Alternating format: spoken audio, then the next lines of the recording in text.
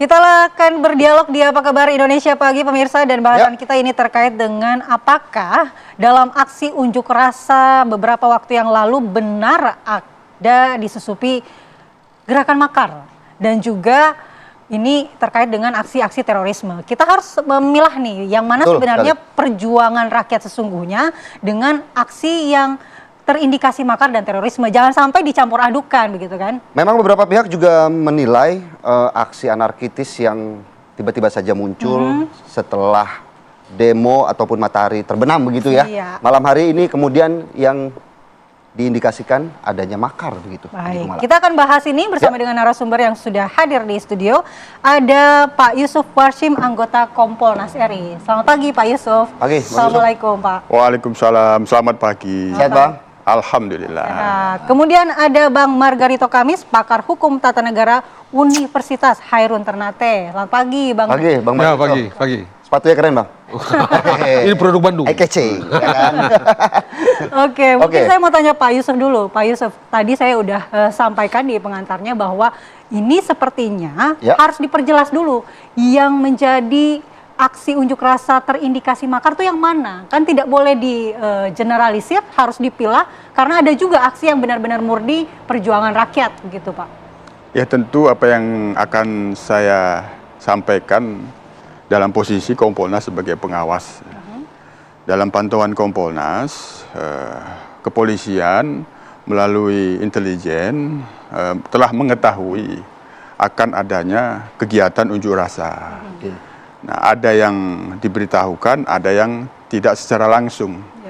Tidak secara langsung itu ya melalui media sosial, melalui akun-akun yang ada di medsos, ajakan untuk ataupun seruan untuk melakukan unjuk rasa. Nah, dikarenakan kepolisian mengetahui akan adanya kegiatan unjuk rasa, tentu sebagaimana yang selama ini kewenangan kepolisian itu yang pertama sekali kan melakukan pelayanan, memberikan pelayanan. Ketika ada informasi akan dilakukan kegiatan unjuk rasa, pelayanan yang diberikan itu ya mengkomunikasikan dan berkoordinasi dengan pihak-pihak yang akan melakukan kegiatan unjuk rasa. Sejauh yang kita dapatkan klarifikasi dari pihak kepolisian itu memang kegiatan yang dipahamin kepolisian itu ya unjuk rasa. Unjuk rasa dengan isu, apabila kita rujuk unjuk rasa yang pada tanggal 25 Agustus itu ya isunya terkait dengan pidato Presiden, soal kenaikan tunjangan DPR, terus ada sikap yang itu seolah-olah dipahamkan oleh masyarakat, sikap yang ada di medsos seolah sangat bergembira DPR itu informasi-informasi yang berkaitan dengan isu. Nah, kalau untuk kaitannya dengan akan dilakukannya anarkisme, tentu memang secara transparan, jelas dan tegas itu tidak didapatkan informasi. Tapi, nah di dalam protap penanganan kegiatan unjuk rasa kepolisian itu kan memang sudah pasti memperkirakan kemungkinan kalau kegiatan unjuk rasa itu bisa terjadi hal-hal yang melakukan pelanggaran hukum, anarkisme. Oleh karena itulah kegiatan unjuk rasa itu di dalam pelaksanaan kewenangan pengamanannya itu kan dibatasi sampai pukul 6. Itu kan untuk stamina yang bertugas juga kan. Kalau dimulai dari pukul 8 atau 9 melewati pukul 6 ya itu kelelahan. Nah, bisa juga dari pihak masyarakat yang melakukan kegiatan unjuk rasa itu apabila melewati pukul 6 itu bisa hal-hal yang terjadi. Nah, kalau kita lihat di dalam fakta-fakta terjadinya kerusuhan dan anarkisme itu kan banyaknya malam hari. Sudah membentukkan sebuah pola atau seperti apa dari pihak Kompolnas sendiri melihatnya? Nah, kalau kita lihat dari intelijen kepolisian yang ada itu memang tidak mendapatkan satu pola secara jelas dan tegas. Tapi data-data dan informasi yang telah dikumpulkan itulah ketika telah terjadi dimulai pada tanggal 25 Agustus yang sebenarnya pengamanan kegiatan unjuk rasa itu masih relatif situasi hijau dan kuning, tidak ada anarkisme. Tapi belum selesai total ada sekelompok yang itu melakukan provokasi. Nah, itu di beberapa wilayah yang kita sudah kumpulkan data dan informasinya, memang penjelasan dari pihak kepolisian setelah terjadinya anarkisme dan kerusuhan itu seperti itu ada kelompok-kelompok yang ingin memanfaatkan situasi, misalnya di DIY ada yang disebut dengan Forum Cik Ditiro. Informasi yang kita terima sementara ini, Forum Cik Ditiro itu isinya para aktivis. Memang sedang merencanakan akan adanya kegiatan unjuk rasa, tapi kegiatan unjuk rasa yang dimaksud itu bukan kegiatan unjuk rasa dipahami anarkisme, ya menyampaikan pendapat di muka umum, tapi tiba-tiba ada ajakan, ada provokasi untuk kita ke Polda DIY saja, begitu hilang konsentrasi, informasi di Polda DIY sudah terjadi pembakaran. Iya, Pak Yusuf, sebelum saya ke Bang Margarito, saya ingin tahu, ini kan tadi Pak Yusuf mengatakan bahwa tindakan yang dilakukan oleh polisi ini sudah berlandaskan dengan protap pengamanan unjuk rasa. Lalu bagaimana dengan informasi-informasi intelijen yang tentu saja ada informasi-informasi yang diketahui terkait itu? Kan ada Baintelkam, Pak Yusuf gimana? Iya, sekali lagi kemungkinan-kemungkinan di dalam kegiatan unjuk rasa yang melanggar hukum, anarkisme itu di dalam pelaksanaan kewenangan pengamanan itu ada. Ada. Kalau itu tidak diperkirakan, maka tidak ada langkah-langkah antisipasi. Terjadinya kerusuhan, tidak ada pola pengamanan yang mengatasi kerusuhan, nanti malah kepolisian akan disalahkan. Namun, apakah memang benar akan ada sekelompok orang yang melakukan kegiatan unjuk rasa? Ya tentu, namanya informasi intelijen itu sifatnya kan tertutup. Sifatnya tertutup. Nah, ketika diperkirakan akan terjadi satu yang sifatnya chaos, bisa saja ada. Tapi kan itu sekali lagi namanya informasi intelijen itu kan tertutup. Oke. Saya langsung mau ke Bang Margarito, Bang. Yo. Seorang presiden juga sudah berpidato bahwa mengucap adanya terindikasi makar. Yo. Ya. Artinya ini kan data yang didapat juga tidak main-main oleh seorang presiden. Oke. Melihatnya seperti apa, Bang Margarito? Begini, presiden di negara republik gitu ya, dalam sistem presidensial, dia orang satu-satunya yang bertanggung jawab terhadap eksistensi bangsa ini. Oke. Ya. Satu. Yang kedua, dalam situasi kemarin, memang diperlukan satu pernyataan tegas untuk memastikan agar dengan pernyataan itu dapat dipastikan keadaan kenyamanan, ketertiban, keamanan dan kenyamanan itu bisa dipulihkan. Pada titik itu, saya berpendapat apa yang dilakukan oleh presiden tepat. Dia harus melakukan itu demi memastikan hak-hak orang lain, hak Anda dan saya, hak semua orang yang tidak ada di situ, itu terjamin. Pada titik itu sekali lagi tepat. Harus dilakukan.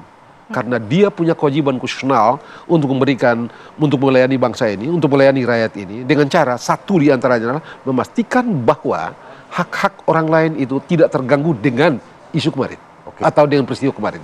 Sekali lagi, dengan itu semua saya mesti mengatakan bahwa itu harus dilakukan oleh presiden. Yang dimaksud dengan makar oleh presiden ini sebenarnya apa? Dari kacamata hukum, yang makar itu apa, Bang? Dari kacamata hukum, terminologi hukum, makar itu orang mau menjatuhkan pemerintahan yang sah. Begitu ya. Kalau tidak salah, konteks keluarnya itu atau timing keluarnya itu setelah keributan. Setelah, dengan segala hormat saya pada almarhum dan keluarga Afan ya, saya mesti bilang setelah Afan pergi, baru Pak Presiden keluar dengan pernyataan itu. Begitu ya. Dan dengan itu ada tindakan-tindakan hukum yang semula berkerangka penanganan demonstrasi biasa, penyampaian demonstrasi, naik levelnya sedikit dengan naik pada level tindakan-tindakan untuk menghentikan hal-hal yang mengganggu itu tadi. Kalau demonstrasi menyatakan pendapat tidak bisa dilarang karena itu tindakan hukum yang sah. Itu hak yang sah dijamin dari oleh setiap negara, orang, dijamin oleh konstitusi. Satu. Yang kedua, hanya dengan cara bicara menyatakan pendapat, eksistensi Anda, eksistensi saya, eksistensi semua orang, kemauan kita itu tersampaikan. Itu alamiah. Karena itu tidak bisa dilarang. Yang dilarang ya seperti yang diatur dalam hukum. Membakar, merusak, menghina, memfitnah. Jangan cerita membakar dan merusak. Menghina dan memfitnah saja itu mestinya tidak bisa. Tapi kan kita sama-sama tahu apa yang terjadi kemarin itu. Tadi beliau menjelaskan gitu ya, dan kita nonton di TV One juga gitu ya. Kalau kita lihat kan ribut-ribut itu mulai selalu setelah menjelang maghrib dan setelah maghrib. Oke. Waktu yang tidak disediakan untuk peristiwa itu. Demo dalam sistem hukum kita itu berakhir pada pukul 6. Pada titik itu semua sah. Tapi yang kita lihat adalah peristiwa-peristiwa yang kemarin terjadi pada waktu yang sama-sama kita tahu. Saya harus mengatakan bahwa Presiden harus ambil tindakan untuk memastikan bahwa hal-hal yang itu, yang keributan-keributan itu di luar menyampaikan pendapat, itu dikelola, itu dihentikan agar, tadi sekali lagi, hak orang lain tidak terganggu oleh peristiwa itu. Oke. Dan Tapi itu Bang kewajiban Margarito, konstitusional. ya. Itu kewajiban konstitusional Presiden. Jangan lupa sekali lagi, Presiden adalah satu-satu figur yang memegang tanggung jawab konstitusional untuk memastikan eksistensi bangsa ini, termasuk memastikan bahwa seluruh kehidupan ini terjamin. Oke. Itu Tapi kan kewajiban. apakah tidak cukup dengan ucapan Presiden mungkin ya dengan menyuruh pihak kepolisian untuk menindak tegas? Apakah memang harus mengarah kepada makar? Apakah memang ada upaya-upaya untuk menggulingkan pemerintahan yang sekarang? Saya rasa Presiden memiliki informasi cukup untuk itu. Oke. Begitu ya. Bahwa karena dia punya alat untuk mendapatkan semuanya. Saya berpendapat begini.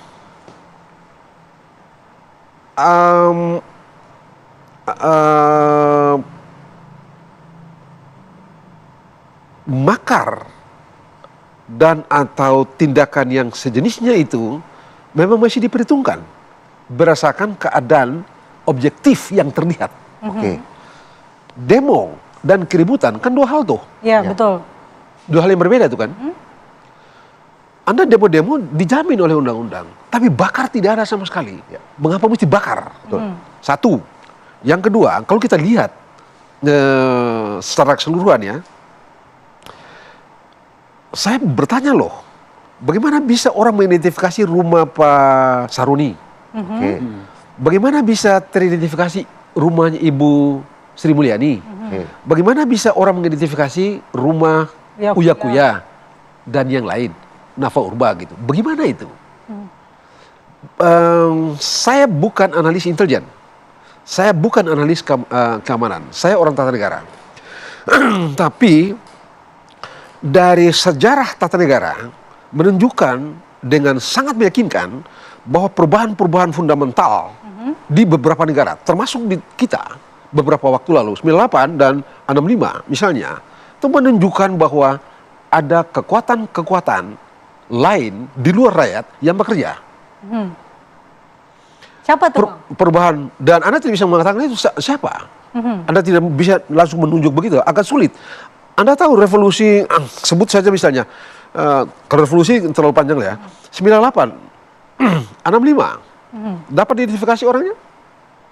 Tapi apakah Anda pastikan bahwa tidak ada orang itu? Anda tahu, 2 minggu terakhir kalau tidak salah, Trump itu menghantam George Soros. Ya. Trump menempatkan George Soros sebagai orang yang mengganggu pemerintahan dia. Kalau Anda buka seluruhnya, Anda menemukan misalnya Arab Spring, misalnya, Anda ketemu kok sama pemainnya. Tapi memang selalu di dalam peristiwa-peristiwa begini, Anda memang tidak dapat menunjuk batang hidung. Kalau Anda baca buku Anthony Sutton, ya, dia menjelaskan tentang bagaimana pergeseran dari Republik Jerman, Weimar Republik di Jerman, berubah menjadi Hitler itu. Anda menemukan kok berbagai macam aktor yang bekerja di balik peristiwa yang melahirkan kemenangan Hitler dan membawa Hitler menjadi Hitler, menjadi Führer di Jerman itu. Baik. Dari sejarah menunjukkan betul bahwa soal-soal yang begini memang mesti diperhitungkan. Dan saya cukup yakin Pak Presiden memiliki sumber yang cukup untuk sampai pada kesimpulan itu. Baik, termasuk kan sumbernya itu pastilah ada dari polisi juga. Kita mau tanya Pak Yusuf, apakah benar polisi juga punya sumber informasi itu? Tapi kita jeda terlebih dahulu, pemirsa, kita akan kembali lanjutkan dialog di Apa Kabar Indonesia Pagi. Kita lanjutkan dialog Ya. di Apa Kabar Indonesia Pagi. Saya mau ke Pak Yusuf. Pak Yusuf, kalau seorang Margarito kami saja tahu sumber-sumber informasi itu dan ada sebenarnya pihak-pihak itu, cuma kita tidak bisa menunjuk batang hidungnya, apalagi polisi dong, Pak Yusuf. Ya itu namanya kan disebut sebelum menjadi informasi intelijen. Intelijen itu kan melakukan kegiatan pengumpulan bahan dan keterangan. Bahan dan keterangan itulah setelah dilakukan analisis menjadi produk intelijen. Nah, saya kira dalam perspektif keamanan, apa yang disebut oleh Presiden makar itu tentu sudah ada di dalam informasi. Ya, informasi intelijen itu kan juga berasal dari analisis. Nah, menyadari bahwa yang dituju itu sebenarnya Presiden. Nah, karena memang kan kalau dianalisis isu yang melahirkan kegiatan unjuk rasa itu kan yang paling terlihat itu adalah pidato Presiden terkait dengan kenaikan. Ya, jadi kemudian simbolisme sasaran untuk kegiatan unjuk rasa itu adalah yang dinaikkan, yaitu DPR. Nah, maka ketika hal ini memicu adanya kegiatan unjuk rasa yang kemudian terjadi anarkisme, yaitu memang ada situasi yang ingin diciptakan bahwa chaos. Ya, chaos. Nah, ketika chaos terjadi dan itu tidak terkendali, sebagaimana yang disampaikan oleh Bang Margarito tadi dalam perspektif ketatanegaraan, memang kan tanggung jawabnya ada pada Presiden. Maka wajar.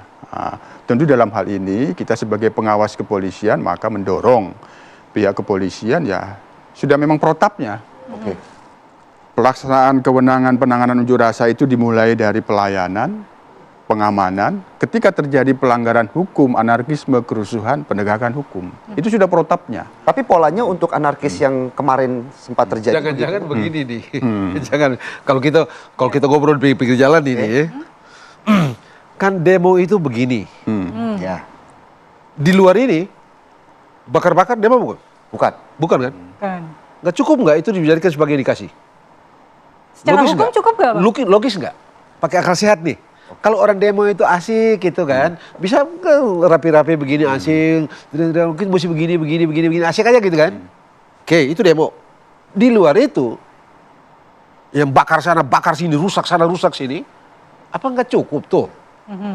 Apa nggak cukup? Ya, apa nggak apakah logis? itu juga bukan salah satu indikasi Misalnya. untuk menggulingkan pemerintah? Dan kalau dari kacamata Ya, Kompolnas melihatnya seperti apa aksi-aksi anarkis? Bisa saja. Karena kalau kita lihat di dalam perkembangan kemudian kan muncul isu yang secara tegas dan terang 17/8. Kalau kita analisis 17/8 itu 88. 88. 88 siapa? Jadi 08. inti bilangan itu adalah 88. Dua kali disebut artinya. 88. 08 kan. 08 itu yang kita pahami selama ini siapa?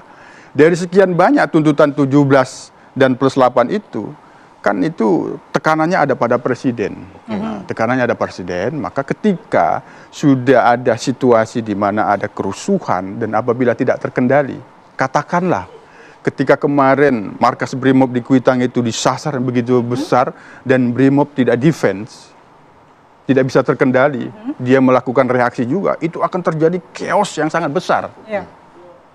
Maka apa yang terjadi?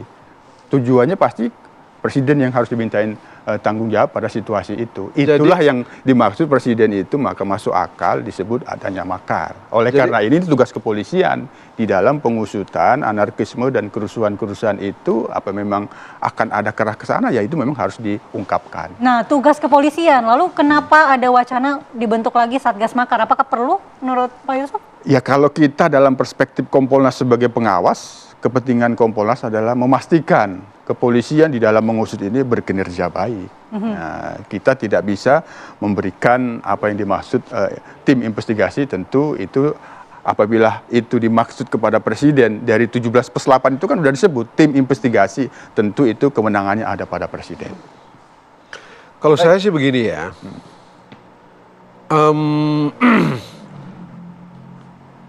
hal yang mengakibatkan teman-teman kita berunjuk rasa itu satu di antaranya kecewa, merasa terluka dengan dalam tanda petik tampilan teman-teman DPR. Ya. Marah. Satu. Yang kedua, keadaan kita hari-hari ini di bidang kehidupan rakyat ini masih dalam tanda petik terhimpit. Ada begitu banyak orang yang makan pagi, mikir siang, makan siang, mikir malam, makan malam, mikir besok lagi, dan seterusnya. Bahkan belum tentu makan 1 hari 3 kali, Bang. Bahkan boleh jadi seperti itu.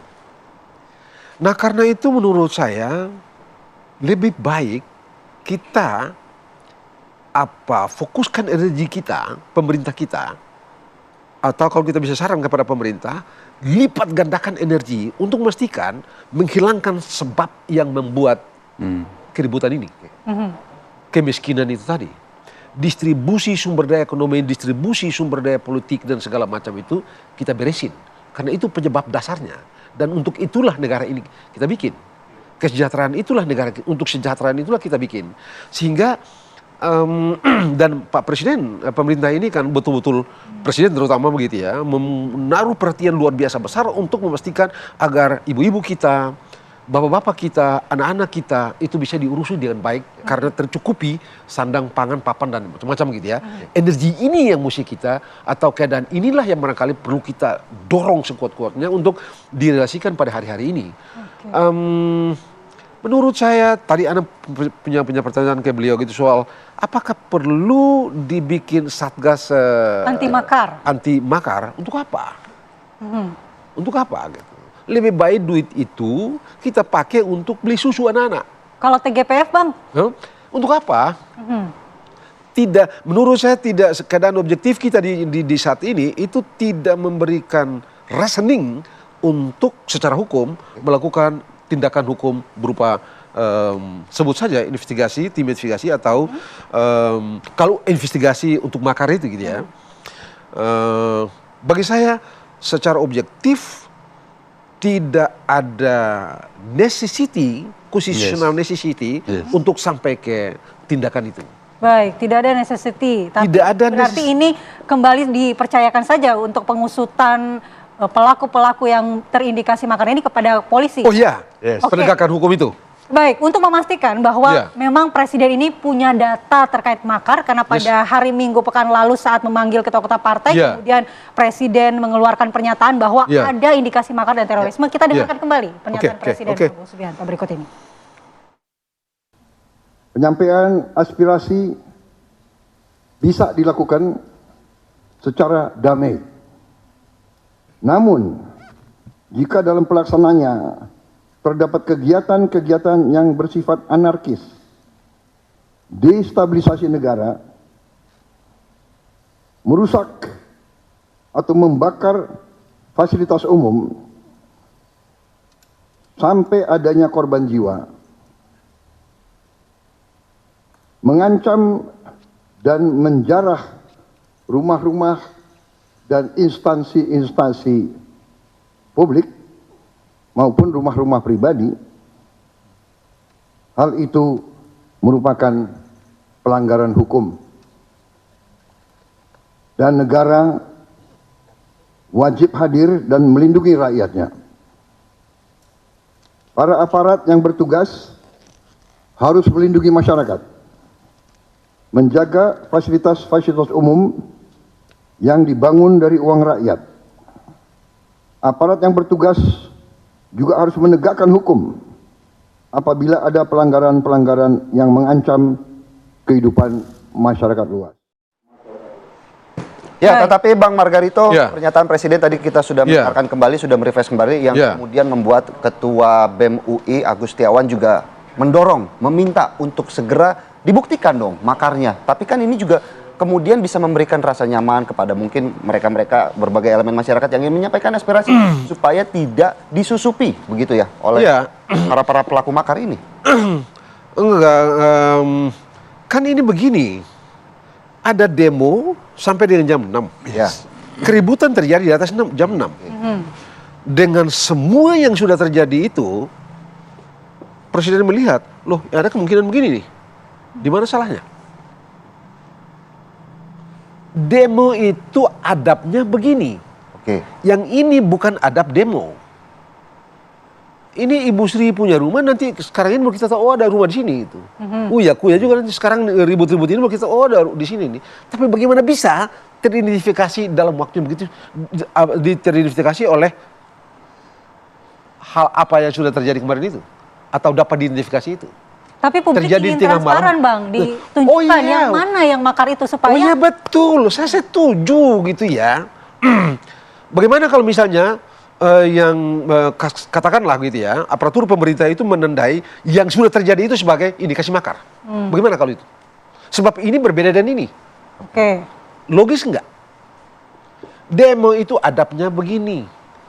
Di luar ini bukan demo. Oke. Apalagi orang lagi ngorok, di atas jam 11 kan sebagian orang sudah ngorok tuh. Terus tiba-tiba datang gitu. Kayak Uya-Kuya yang terjadi pada Uya-Kuya. Begitu juga yang terjadi pada Ibu Sri Mulyani, malam-malam kan 1:30 kalau nggak salah itu. Ya, orang ngorok itu. Bagaimana bisa itu datang? Baik. Apa tidak logis untuk kita berpikir, ini ada sesuatu yang lain nih. Baik. Dan kebetulan langsung di bref. Anda bayangkan, kalau tidak salah kan memang pernyataan Pak Presiden itu keluar sebelum peristiwa bakar-membakar itu kalau tidak salah ya. Seluruh peristiwa bakar-membakar itu. Tapi Anda bayangkan itu, sudah dikeluarkan pernyataan Salahnya ini. mungkin, Bang, ya? Setelah ya?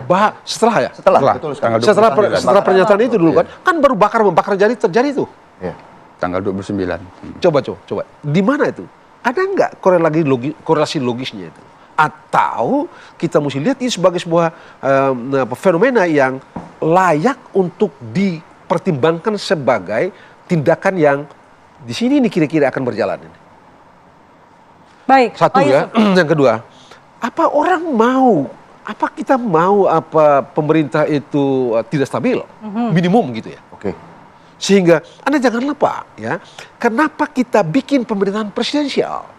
Karena pemerintahan presidensial itu kita bikin supaya cara kita membangun negara itu lebih berenergi, lebih cepat. Cara kita memenuhi kebutuhan masyarakat, kemakmuran rakyat, kita mengusahakan kemakmuran rakyat, kesejahteraan rakyat itu bisa dilakukan dengan cepat karena keputusan diambil oleh satu orang. Begitu. Berbeda dengan kalau pemerintahan yang pluralistik gitu ya, kekuasaan pemerintahan itu dipegang oleh beberapa orang, dua orang, adik kakak saja itu bisa berbeda pendapat sehingga kita akan susah mengambil keputusan cepat untuk memenuhi kebutuhan-kebutuhan ini. Mungkin langsung poinnya Bang. Nah karena itu kita mesti berpikir logis saja gitu loh. Demo itu begini, tidak ada bakar-membakar itu yang merupakan bagian dari demo. Pada sekarang ini sudah terjadi. Baik. Lah, apa tidak logis untuk mempertimbangkan ini? Dan di mana salahnya kalau peristiwa yang sudah terjadi itu dilihat oleh katakanlah aparatur pemerintah, sebut saja deh bin Bais, begitu ya. Loh, ini ada begini nih, ada kemungkinan begini nih. Di mana salahnya? Baik. Oke. Saya mau minta Lebih baik tanggapan Pak Yusuf kepolisian dulu, Bang sendiri Martinko. juga sudah. Lebih baik. Ya, Bang Martinko. Apa tidak sebaiknya kita cegah? Ya. Ataukah kita tunggu dan sudah terbakar habis, Baik. baru kita bikin? Oke. Baik. Mungkin Pak Yusuf, apakah mempunyai pandangan yang sama atau berbeda Pak Yusuf? Iya tadi Presiden itu kan menyampaikan itu setelah terjadinya sangat masif ya anarkisme itu bakar-membakar itu, dan kemudian Presiden kan memanggil Kapolri dan TNI. Para petinggi Polri, Iya. Parpol juga. Tentu meminta informasi dari masing-masing pihak.